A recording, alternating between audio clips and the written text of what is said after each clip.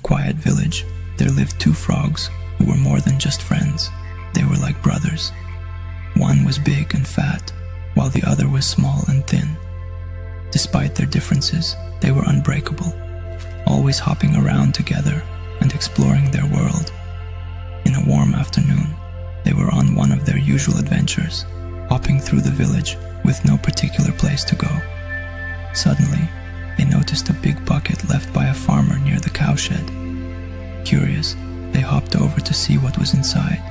The bucket was tall, so they couldn't see what was inside. Without thinking, they jumped in. To their surprise, the bucket was filled with milk.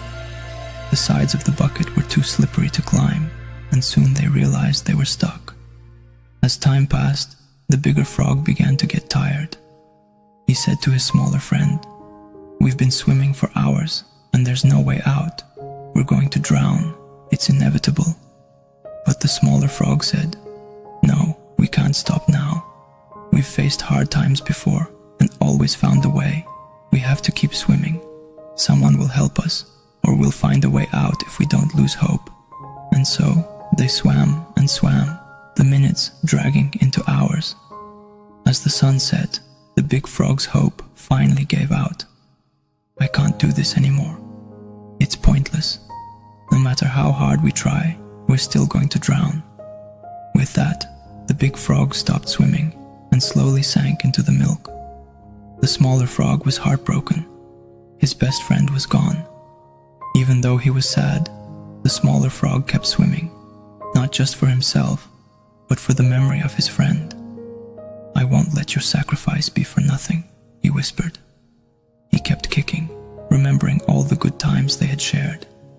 As the night went on, something miraculous happened. The milk began to thicken. His constant swimming was turning the milk into butter. Encouraged by this, he pushed himself harder, and finally, with a big jump, he leapt out of the bucket. He was free, but he had lost his friend. Crying and hoping towards the forest.